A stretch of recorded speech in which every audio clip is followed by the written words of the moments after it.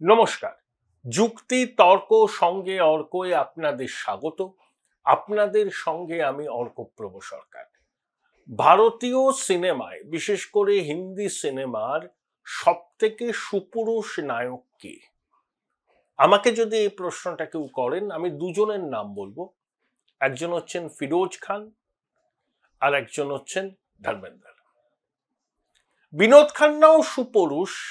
ধরুন তিনজন, ফিরোজ, বিনোদ খান্না এবং ধর্মেন্দ্র। তবে ন্যাচারাল বিউটি, দেহ সৌষ্ঠব এবং একটা নিষ্পাপ দৃষ্টি ধর্মেন্দ্র কিন্তু সবার থেকে আলাদা করেছেন। আমি ধরমজির একজন একনিষ্ঠ ভক্ত। কত সিনেমা যে ওনার দেখেছি তার ইয়ত্তা নেই। তার মধ্যে দুটো সিনেমার কথা আমি বিশেষভাবে উল্লেখ করব। একটা হচ্ছে চুপকে চুপকে আর একটা হচ্ছে সত্যকাম। তাছাড়াও অসংখ্য সুপারহিট ছবিতে ধরমজি অভিনয় করেছেন। তার মধ্যে প্রতিজ্ঞা থেকে শুরু করে লোহা, অনেক কিছু আছে। কিন্তু এই দুটো সিনেমা আমাকে বেশ নাড়িয়ে দিয়েছিল, ভালো লেগেছিল, গল্প, গান সবকিছু মিলিয়ে। ধরমজি যে কতটা মাটির মানুষ ছিলেন তার পরিচয় আমার আছে। আমার পাড়ায় একজন দাদা আছেন, তাকে আমি চিনি দীর্ঘ ৪৫ বছর। তার নাম সুবীর ঘোষ। তিনি ইন্ডিয়ান এয়ারলাইন্সে চাকরি করতেন, অবসর নিয়েছেন। ধরমজি যখন কলকাতায় আসতেন, যেহেতু কলকাতা বিমানবন্দরে আমার দাদার ডিউটি থাকতো, তো মাঝে মধ্যেই দেখা সাক্ষাৎ হতো, রিসিভ করতেন, করে একটা সম্পর্ক তৈরি হয়ে গেছিল। সেই দাদা আমাকে বলছিলেন যে ধরমজি কলকাতায় আসলেন, আমাদের সঙ্গে দেখা হলো, আমরা বললাম আড্ডা মারবো। হেমাজি থাকলে হেমাজি চলে যেতেন হোটেলে, কিন্তু ধরমজি আমাদের সঙ্গে বসে তাস খেলতেন, বিড়ি খেতেন এবং আড্ডা বাজছিলেন। আমার দাদা এবং আরো ২-৩ জনকে আজ থেকে অনেক দিন আগে মুম্বাইয়ের বিখ্যাত সান অ্যান্ড সান হোটেলে ধরমজি নিজের খরচায় তাদের প্রায় ১ সপ্তাহ রেখেছিলেন। আতিথেয়তার কোনো ত্রুটি হয়নি। এই কথাটা বললাম যে একজন মানুষকে চেনা যায়, তার আসল চেহারাটা সামনে বেরিয়ে আসে।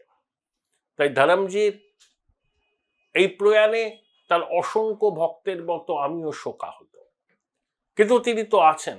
পল পল দিল কে পাস তুম রহতি হো। দেখুন, আপনাদের সঙ্গে আমার কথাবার্তা হচ্ছে ২০২১ সাল থেকে।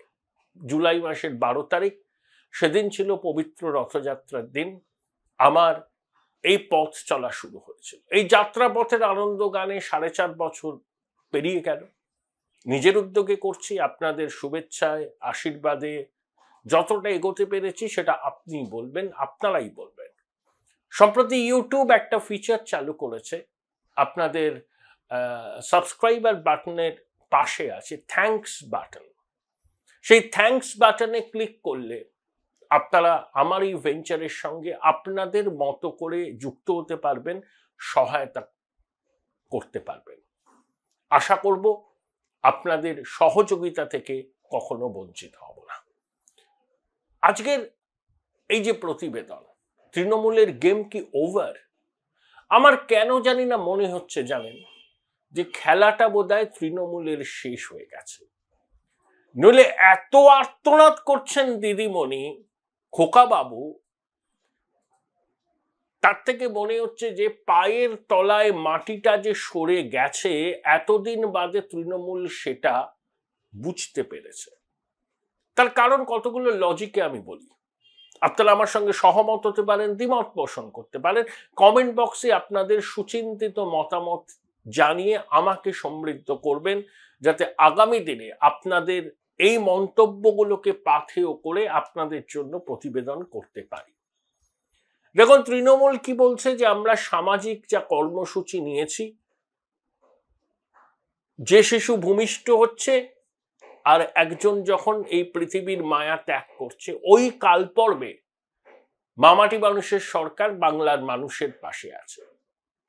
শ্মশানে গেলে সমব্যথী, মাতৃশক্তির হাতে নগদ তুলে দেওয়ার জন্য লক্ষ্মীর ভাণ্ডার, ওদিকে কন্যাশ্রী, বাচ্চাদের সবুজ সাথী, নিখরচায় চিকিৎসার জন্য স্বাস্থ্য সাথী। এত প্রকল্প যখন তৃণমূল করেছে তখন একটা এসআইআর কে নিয়ে এত আতঙ্কের মধ্যে তারা পড়েছে কেন? প্রথমে বলছো এসআইআর করতে দেবো না, তো এসআইআর হচ্ছে, আদালতে গেছে। জ্ঞানেশ কুমারকে মুখ্যমন্ত্রী একেবারে পত্রাঘাত করেই চলেছেন, কয়েকদিন আগে করেছিলেন এসআইআর বাতিল করতে হবে, অপরিকল্পিত, অবৈজ্ঞানিক, প্রযুক্তির ব্যবহার বিএলওদের বোঝানো হয়নি, আপলোড করতে সমস্যা হচ্ছে, 2 বছরের কাজ 3 মাসে করার এই তুগুলোকে ফতোয়া কমিশনকে বাতিল করতে হবে। এটা তো হলো। 24শে নভেম্বর আবার পত্রাঘাত জ্ঞানেশ কুমারকে। এবারের বিষয়টা আবার আরো বেশি গুরুত্বপূর্ণ। কেন বললাম যে গেম ইজ ওভার?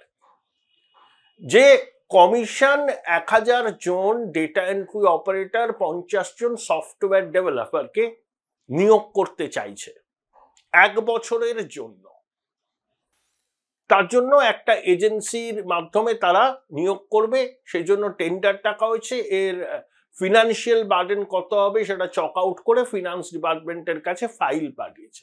ব্যাস, তেলে বেগুনে জ্বলে উঠেছেন বঙ্গেশ্বরী। তিনি বলছেন, আমার বাংলা সহায়তা কেন্দ্রের এত এত ডেটা এন্ট্রি অপারেটর আছে, প্রত্যেক জেলায় জেলা শাসকের দপ্তরে চুক্তির ভিত্তিতে এই ডেটা এন্ট্রি অপারেটর আছে, তাদেরকে দিয়ে কেন কাজটা করাচ্ছেন না কমিশন? কেন বাইরে থেকে এজেন্সি নিয়োগ করে নতুন লোককে আনতে হবে? এটা কি কোনো রাজনৈতিক দলের স্বার্থ সিদ্ধির পরিকল্পিত চক্রান্ত?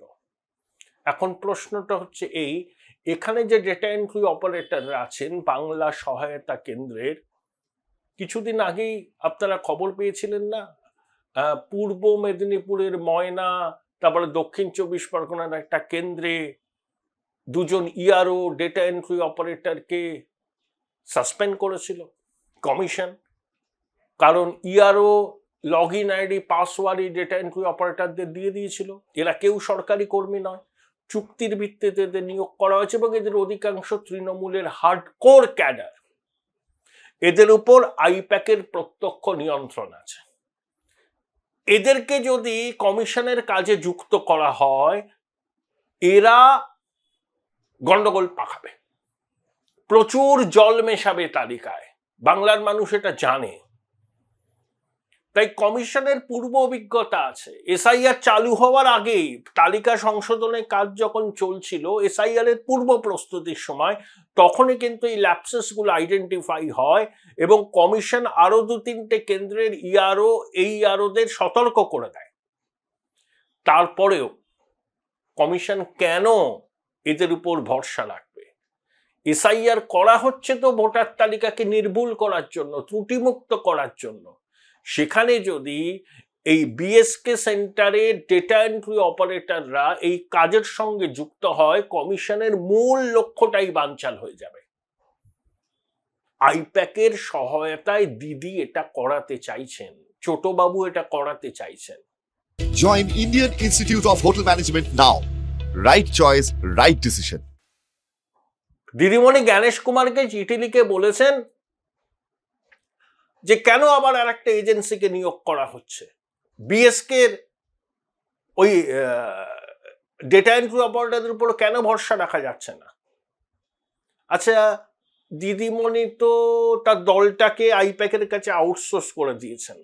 অনেকে বলেন সরকারি কাজকর্মেও এই আইপ্যাক রীতিমতো দখলদারি করে। দলটা আউটসোর্স হয়ে গেছে আইপ্যাকের কাছে, সরকারি কাজকর্মে আইপ্যাকের প্রভাব অনস্বীকার্য। এই যে আমাদের পাড়া আমাদের সমাধান ক্যাম্পে আইপ্যাকের লোক বসে আছে সরকারি কর্মকর্তাদের পাশাপাশি, এসব ছবি ভাইরাল হয়েছে।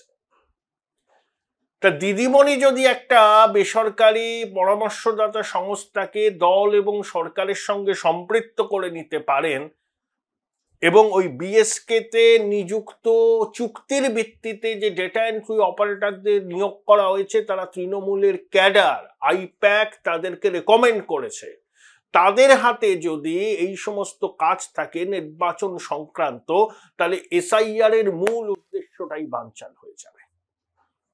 সেজন্য কমিশন করছে না। সিইও ভালো বলেছেন যে এটা তো নির্বাচন কমিশনের সিদ্ধান্ত, সিইও তো সিদ্ধান্ত নেননি, সিইও ইমপ্লিমেন্ট করছেন কমিশনের সিদ্ধান্ত। দিদিমণি সিঁদুরে মেঘ দেখছেন, কারণ তিনি বুঝতে পেরে গেছেন যে এসআইআর অশনি সংকেত তার কাছে, তিনি আটকাতে পারেননি, পারবেনও না। কত নাম বাদ যাবে শেষ পর্যন্ত সেটা নিয়ে আমি কোনো প্রেডিকশন করতে রাজি নই। শুভেন্দু অধিকারী একটা দাবি করেছেন, আবার রাজ্যের প্রাক্তন নির্বাচন কমিশনের সিইও, যিনি 98-99 সালে লোকসভা নির্বাচনে রাজ্যের সিইওর দায়িত্ব পালন করেছেন, প্রাক্তন আমলা, তৃণমূলের প্রাক্তন রাজ্যসভার সদস্য জহর সরকার কি বলেছেন যে 70 লক্ষ থেকে 1 কোটি নাম বাদ যাওয়ার সম্ভাবনা প্রবল। তাহলে বুঝতে পারছেন ব্যথাটা কোথায় লেগেছে। এখন যদি 1 বছরের জন্য কমিশন অন্য ডেটা এন্ট্রি অপারেটর, সফটওয়্যার ডেভেলপারদের নিয়োগ করে, তাহলে তো তালিকায় জল মেশানোর আইপ্যাকের ফন্দি কাজে লাগবে না। তাই দিদিমণি মরিয়া হয়ে গেছে, পায়ের তলায় মাটিতে সরে যাচ্ছে, যেন তেন প্রকারণে খড়কুটোর মতো কিছু ধরে রাখতে চাইছেন, আর্তনাদ করছেন খোকাবাবু, চিঠি লিখছেন দিদিমণি। তারপরে মাল্টি স্টোরিড বিল্ডিং বা হাই রাইজে ভোট কেন্দ্র করার প্রস্তাব কমিশন দিয়েছে এবং দিল্লিতে এটা খুব সফলভাবে ইমপ্লিমেন্ট হয়েছে এবং ভোটদানের হার 8% থেকে 10% বেড়েছে। সরকারি, আধা সরকারি জায়গাতে বুথ করতে হবে। হ্যাঁ, তাহলে বহুতলের আবাসিকরা যদি ভোট দেওয়ার সময় একটু সুবিধা পান, দিদিমণি এত তেলেবেগুনে জ্বলে উঠছেন কেন? একটা বড় কমপ্লেক্সে ধরুন যেখানে 14-15টা টাওয়ার আছে, অনেক ভোটার, তাদের কম্পাউন্ডের মধ্যে যদি ভোট কেন্দ্র হয়, তাতে দিদিমণির আপত্তির কারণ কি? আমরা অনেক সময় দেখেছি যে বহুতলের আবাসিকরা অনেক সময় ভোট দিতে চান না, তাদের ভোট দেওয়ার হার কম। এখন যদি তাদের কমপ্লেক্সের নিচেই কমিশন ভোট কেন্দ্র করে, তারা স্বচ্ছন্দে ভোট দেবেন, টার্ন আউট বাড়বে। এবং এই বোর্ডে সিংহভাগ দিদিমণি পাবেন না, এটা দিদিমণি জানেন। বাম জমানায় কি দেখেছিলাম, কলকাতা পুরসভার নির্বাচন সম্ভবত 96 সালেই হবে, তাণ্ডব করেছিল সিপিএম। রিগিং দেব বালিগঞ্জে ইলেকশন জিতেছিলেন, ওই হাই রাইজের দরজায় সিপিএম এর ক্যাডারদের দিয়ে তালা বন্ধ করিয়ে, যাতে তারা ভোট দিতে না পারে। দিদিমণি তো জানেন এইসব ঘটনা। তাই হাই রাইজের ভোট বেশি পড়লে তার মুশকিল। ধরুন একটা হাই রাইজ, তার সামান্য দূরে হয়তো পোলিং বুথ, 4টে 4:30 সময় যারা পোলিং এজেন্ট তারা তালিকা গিয়ে টিক মারছে কজন ওই কমপ্লেক্স থেকে এসছে ভোট দিতে। যখন দেখছে আর আসার সম্ভাবনা নেই, তখন দেদার ছাপ্পা ভোট। এটা তো আমরা দেখেছি। এবারও সেটার পুনরাবৃত্তি রোকবার জন্যই কমিশনের এই উদ্যোগ, তাতেই দিদিমণির ঘুম উড়েছে।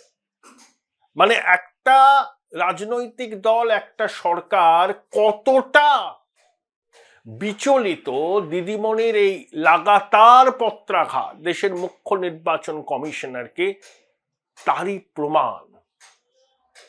দিদিমণি প্রমাদ গুনছেন, প্রমাদ যে খেলা বোধহয় শেষ হয়ে গেল।